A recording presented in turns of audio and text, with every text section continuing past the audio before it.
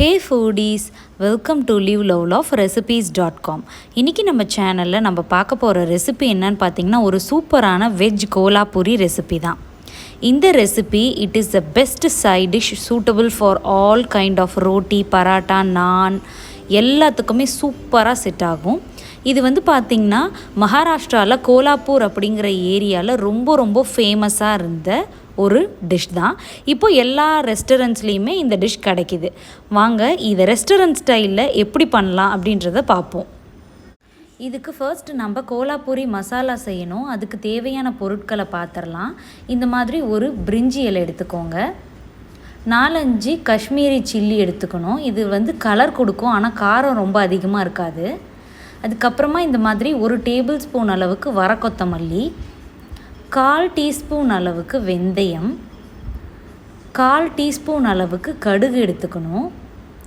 கொஞ்சமாக கல்பாசி, சும்மா ஒரு ஃபேட் பிஞ்ச் அளவுக்கு கல்பாசி எடுத்துக்கோங்க. 2 துண்டு பட்டை, 2-3 கிராம்பு எடுத்துக்கோங்க. இதுக்கப்புறமா 1/4 டீஸ்பூன் அளவுக்கு மிளகு, 1 டீஸ்பூன் அளவுக்கு சீரகம் எடுத்துக்கோங்க. 1 டீஸ்பூன் அளவுக்கு எள்ளு, ஒயிட் கலரில் இருக்கிறதா இருந்தாலும் பரவாயில்ல, பிளாக் கலர் எள்ளாக இருந்தாலும் ஓகே தான். 1/4 டீஸ்பூன் அளவுக்கு கசகசா, 2 டேபிள் ஸ்பூன்ஸ் அளவுக்கு இந்த மாதிரி கோகோனட். உங்ககிட்ட கொப்பரை தேங்காய் அப்படின்னு சொல்லுவாங்க இல்லையா, அந்த கொப்பரை தேங்காய் இருந்ததுன்னா நீங்கள் அதை கூட யூஸ் பண்ணிக்கலாம், ரொம்ப டேஸ்டியாக இருக்கும். என்கிட்ட கொப்பரை தேங்காய் இல்லாததுனால நான் இந்த மாதிரி ஃப்ரெஷ் கோகோனட்டை எடுத்து வச்சுருக்கேன். இப்போது இது எல்லாத்தையுமே வந்து நம்ம ஒரு கடாயை சூடு பண்ணிவிட்டு அதில் நான் சொன்ன எல்லா இன்க்ரீடியன்ஸையும் ஆட் பண்ணி நல்லா வந்து வறுத்து விட்டுக்க போகிறோம். நல்லா வாசனை வர்ற வரைக்கும் வறுத்துக்கணும், ரொம்ப கருகிடாமல் பார்த்துக்கோங்க. இதெல்லாம் வந்து நல்லா வறுத்ததுக்கப்புறமா ஒரு மிக்சியில் போட்டு இந்த மாதிரி ஒரு ஃபைன் பவுடரை அரைச்சி ரெடி பண்ணி எடுத்து வச்சுக்கோங்க. இதுதான் கோலாபுரி மசாலா.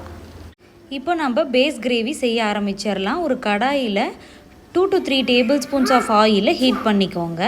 அதில் 2 பெரிய சைஸ் வெங்காயத்தை நான் சாப் பண்ணி வச்சுருக்கேன். சும்மா ரஃபாக சாப் பண்ணால் போதும். அதை ஆட் பண்ணி நல்லா வந்து சாட்டே பண்ணி விட்டுக்கலாம்.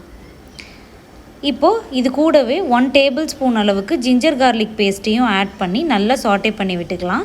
ஜிஞ்சர் கார்லிக் பேஸ்ட்லேருந்து வர்ற ராஸ்மெல் போகிற வரைக்கும் இதை நல்லா சாட்டே பண்ணி விட்டுட்டு அதுக்கப்புறமா ஒரு பெரிய சைஸ் டொமேட்டோ அதை வந்து ரஃபாக சாப் பண்ணி அதையும் ஆட் பண்ணிக்கலாம். கூடவே 4-5 முந்திரி பருப்பு. உங்ககிட்ட முந்திரி பருப்பு இல்லை, மெலன் சீட்ஸ் இருந்ததுன்னா நீங்கள் மெலன் சீட்ஸும் யூஸ் பண்ணிக்கலாம், ரொம்ப டேஸ்டியாக தான் இருக்கும். இது வந்து ஃப்ளேவருக்காகவும் அதே மாதிரி கிரேவியை திக்கன் பண்ணுறதுக்கும் நம்ம ஆட் பண்ணுறோம். இப்போ இந்த ரெசிபிக்கு தேவையான சால்ட்டை ஆட் பண்ணிவிட்டு எல்லாத்தையும் நல்லா சாட்டே பண்ணிடலாம். இப்போ இது எல்லாமே நல்லா வதங்கி வரணும். இப்போது நம்ம ஆட் பண்ணோம் இல்லையா தக்காளி, அதெல்லாம் நல்லா மசிஞ்சு நல்லா வெந்து குழஞ்சி வரணும். அந்தளவுக்கு இதை நல்லா சாட்டே பண்ணிவிட்டு இதை ஆற விட்டுட்டு இந்த மாதிரி ஒரு மிக்சியில் ஆட் பண்ணி கொஞ்சமாக வாட்டர் ஆட் பண்ணி இதை ஒரு ஃபைன் பேஸ்ட்டாக கிரைண்ட் பண்ணி எடுத்துகிட்டு வந்து வச்சுக்கலாம். இப்போது குக்கரை ஹீட் பண்ணிடலாம்.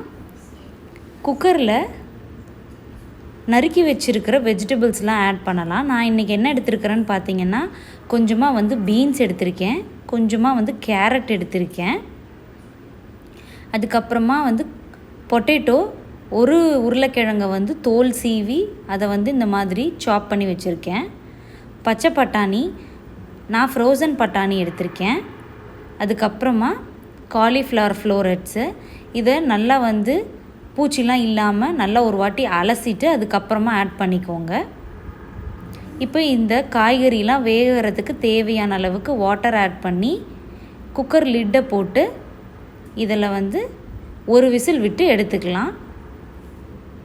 காய்கறி வேகிற நேரத்துக்குள்ளார நம்ம இந்த வெஜ் கோலாபுரி செய்ய ஆரம்பிச்சிடலாம். அதுக்கு ஒரு கடாயை ஹீட் பண்ணிவிட்டு அதில் 1 tablespoon of butter or ghee and 2 to 3 tablespoons of ஆயிலை ஹீட் பண்ணிக்கோங்க.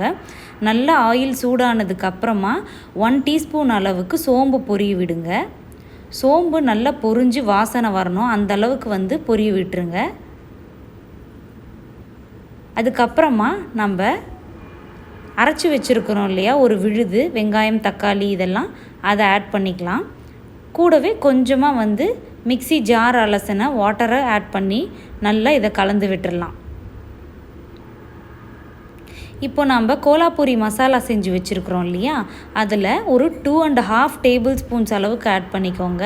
இதில் மேஜராக நம்ம வந்து கோலாப்பூரி மசாலா தான் சேர்க்கணும், அதுதான் டேஸ்ட்டே. ஸோ 2.5 டேபிள் ஸ்பூன்ஸ் கோலாப்பூரி மசாலா சேர்த்துட்டு எல்லாத்தையும் ஒரு தடவை நல்லா கலந்து விட்டுருங்க.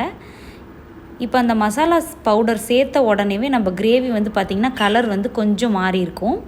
கூடவே காரத்துக்கு 1 டீஸ்பூன் அளவுக்கு மிளகாத்தூள், அதாவது நான் காஷ்மீரி ரெட் சில்லி பவுடர் தான் யூஸ் பண்ணியிருக்கேன்.